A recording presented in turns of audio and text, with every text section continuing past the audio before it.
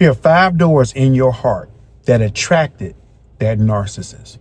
I'm Michael Ballard, the marriage pastor, and I'm going to keep it 100 with you. Ladies, this is going to be hard to hear, but necessary to heal. We've talked a lot about narcissistic men. We've called them out. We've broken them down. We've exposed the manipulation, the gaslighting, the love bombing. But now I want to talk to you, because no matter how toxic that man was, you had to open the door to let him in. Now, this isn't about blaming you. It's about waking you up so it doesn't happen ever again. So here are 5 open doors in your heart that made room for a narcissist. And I'm going to show you how to close them. Here we go. Number 1, the door of desperation. You wanted it too bad. You didn't choose him. Your loneliness did. You were tired of waiting, tired of being overlooked. So the moment a man came in, saying the right things, doing just enough, you mistook attention for intention. See, Proverbs chapter 4:23 says, guard your heart above all else. Desperation makes you ignore red flags and you call them grace. And narcissists prey on urgency. They love when you're tired of waiting. Close the door. Learn to be full in God, not hungry for man. Number 2, the door of fantasy. See, you fell in love with the idea, not the man. You were more in love with the wedding, the title, the future, the validation than with the actual man. You ignored what was real because you were clinging to what you wanted it to be. 2 Timothy chapter 4:3 says, they will turn away from the truth and turn aside to myths. You saw the signs, but you told yourself it'll get better after we're married. That wasn't faith. That was emotional fantasy. Close the door. Marry reality, not potential, not imagination. Number 3, the door of speed. You moved too fast.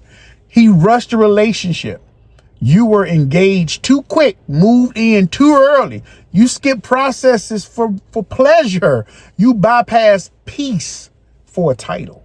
Narcissists move fast on purpose, so you don't have time to discern. See, Proverbs chapter 19:2 says this, desire without knowledge is not good. How much more will hasty feet miss the way? You didn't get tricked. You got rushed. Close the door. Slow down. Fast love is fake love. You understand what I'm saying? Number 4, the door of rejection. You were trying to prove you're worth loving. Deep down, you didn't feel worthy. So when he said you were beautiful, you were chosen, you was loved, you clung to it. Not because it was truth, but because you needed someone to fill a void. Narcissists sniff out insecurity and mirror what you want to hear. See, Psalms 139:14 says this, you are fearfully and wonderfully made. Stand on business. If you don't know your worth, you'll believe whoever says it first. Close the door. Heal before you date, or you'll date hoping to heal.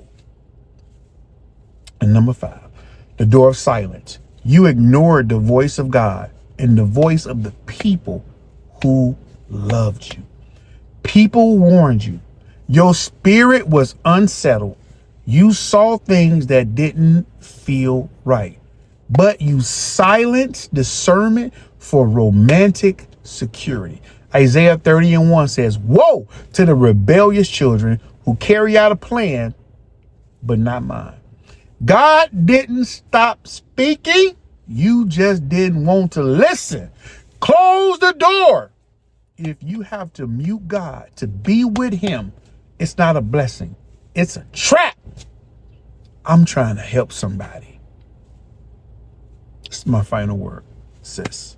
Narcissists are skilled manipulators, but they can't walk through doors that are locked in healing and covered in discernment. You may have been tricked, but you are also unguarded. And now you have a choice. Keep blaming him or finally face the parts of you that made room for him. Because look, healing doesn't come from exposing the narcissist. Healing comes from exposing the wounds that let him in.